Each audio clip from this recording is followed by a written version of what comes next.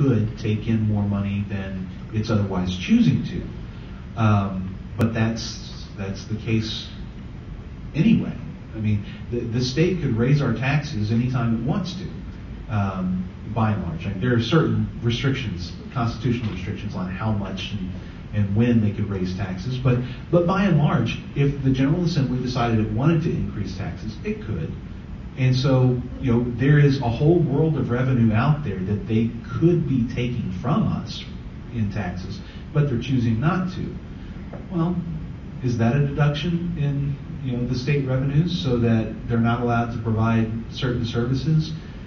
It depends on how you look at it. I think the better way of looking at it is that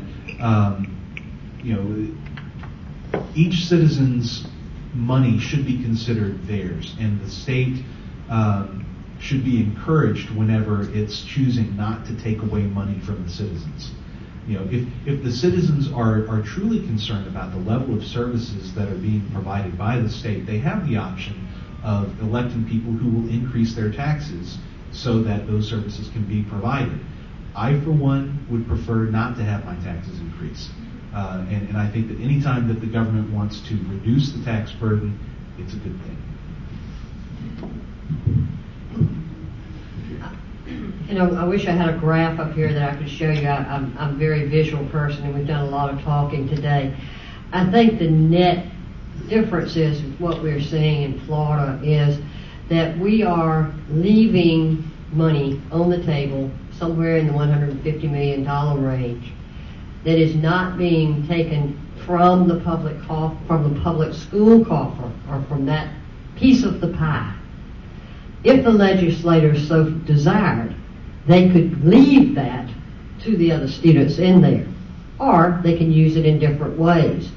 But your net result, because the programs are more efficiently run or cost efficiently run in the private sector, is that you are leaving money available to the public sector that they would not have otherwise. They don't have the child to deal with, but they have the money, a lot of the money left in the pot for that child with the public sector. So your net result is you're using the money more efficiently and not spending it in different ways to get it down to the child. And so if you from the public sector want to lobby to leave the money that's being saved in the pot for the other children, I would strongly recommend that. I just want to wrap this up by saying the goal is to meet each child's needs. Truly, if we are making our students productive members of society, is that not going to add to the money that's currently there?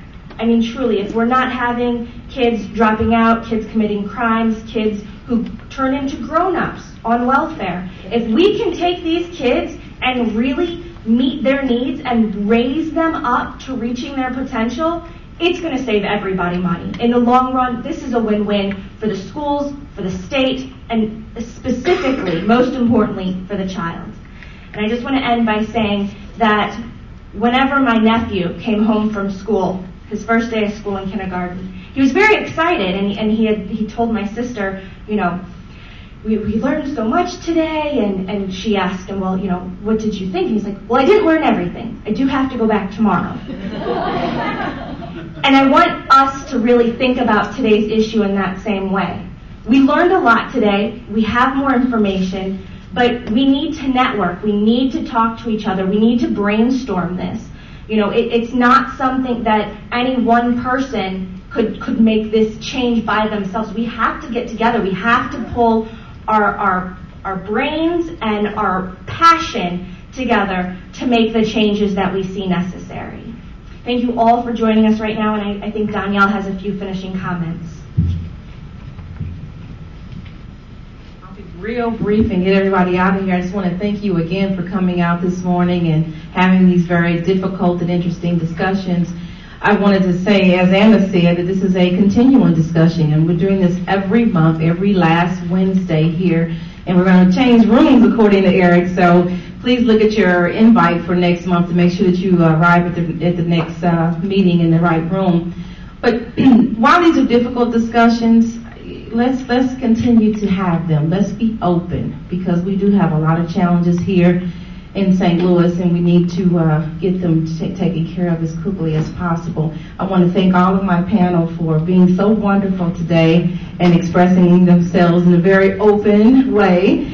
And I wanted to let you know we have 54 tax credits here in the state of Missouri. We're spending a lot of money that way, and it's why downtown looks the way it looks. I mean, it's beautiful. But we can't have an infrastructure without an educated populace, or we're going nowhere. So I want to thank you all again, and hopefully I'll see you next month.